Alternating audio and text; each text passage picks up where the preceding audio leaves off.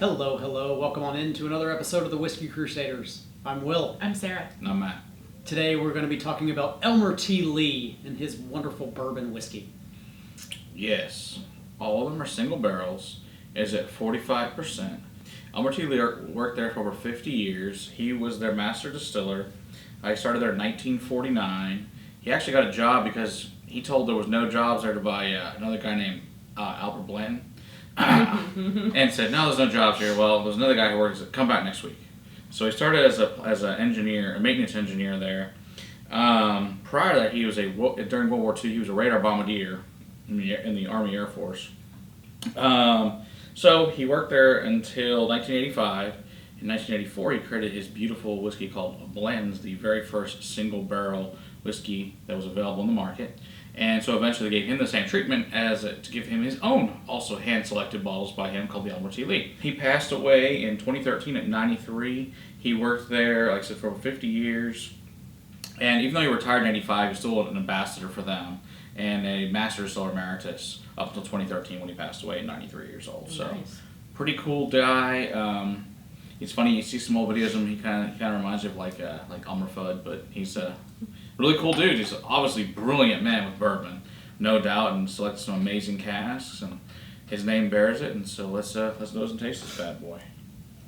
So Elmer is actually responsible for putting Blanton's on the market? Correct. Because before that, Blanton just actually selected barrels to hand out to people. To his friends, yeah. There was no actual product that existed like that, yeah. Interesting. So he came up with this, and so in honor to him is they made his own single barrel selection process, which is awesome. As they should have. As they should. Mm.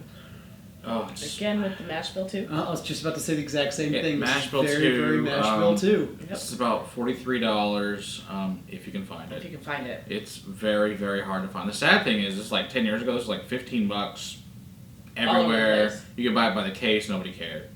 But now everybody's going, oh, it's actually really amazingly good. So yeah, there's one sad news about this, but yeah, you can definitely get mash bill too. That same fingerprint. Yeah, same fingerprint. All mash bill too is very similar.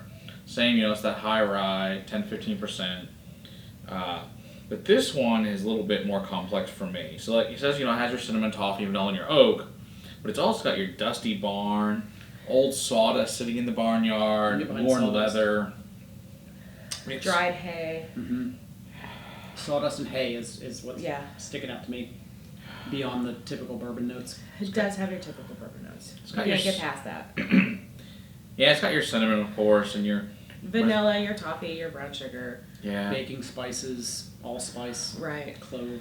But I also get like that, like a spent grain that was, sitting in the end of a grain machine before you grind it up, whatever's left over. Yeah, that dusty. Yeah, before you clean it. Yeah, exactly. Before you clean it, exactly. This has got like some mango and clove. Yeah, this is definitely more complex. Way more complex than we've had. Definitely. Now I can understand a search for this one. Oh, based on absolutely. the nose, at least. Yeah, so theoretically, these are also going to be between like 8 and 12, but they don't have age statements either. But that's what I've read. Let's put it that way. Okay. But yeah, it's pretty amazing. He selected all of his own up until obviously his death, obviously. So he ain't picking them when he's dead. Well, if he did, that's pretty amazing. Mm.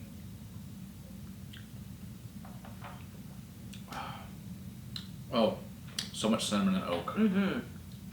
Mm. It's very oak forward. Very. Cinnamon. I can get some of that fruitiness that you were talking about on the taste. Typical bourbon spices, of course. The swelling spice, the swelling flavor profile. It is, yeah. It hits your palate and it kind of starts off very, very simple and very, very just kind of thin and smooth across your palate. And all of a sudden, it just kind of mid-palate grows and expands, and all of these other flavors start showing up, and the sweet becomes sweet, spicy, not quite sour, but just a lot more flavor starts showing up mid-palate. No, but the spice is there. Yeah, spice is very heavily spicy. on the finish, for sure. Yeah, it's that cigar wrapper and clove and tobacco and nutmeg on it, and then that's got that very warming finish to me. It definitely doesn't start up, but it heats up. It really does taste warmer than 90 proof, though. Yeah, and it kind of warms you from the inside out. Mm-hmm. Like you get the finish down, and then it just starts to grow. To quote its bourbon night, it's got that nice Kentucky hug. It Definitely. really, really Yeah. does.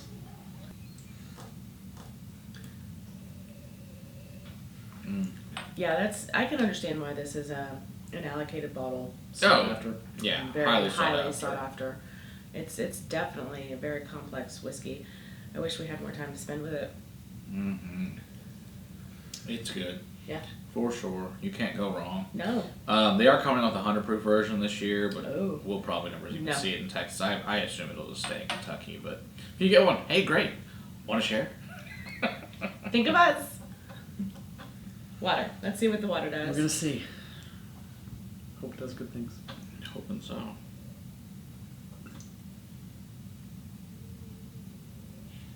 Waiting in anticipation I know. of Will's I know. nosing and tasting of water.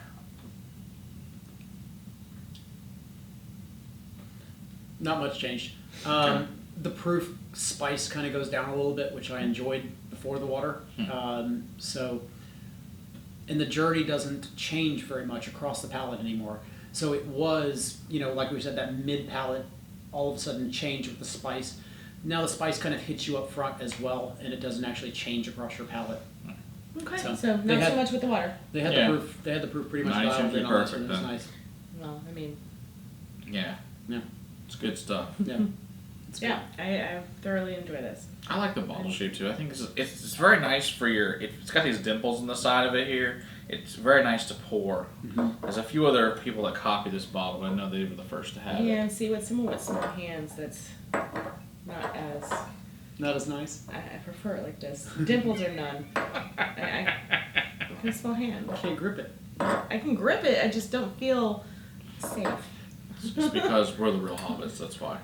Seriously, I am. This is again just really very similar to the Mash Bill 2 Oh, yeah. line. Like there's not really a lot of divergence from this one than there is from Blanton's or Ancient Age or the Hancock that we've done so far.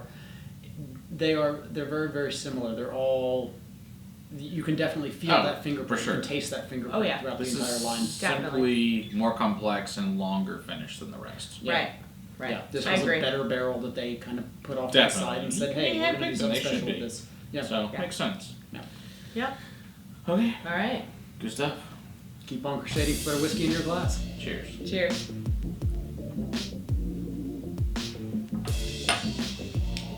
Cut none of that to put into the bottle. No, it'll be a drop.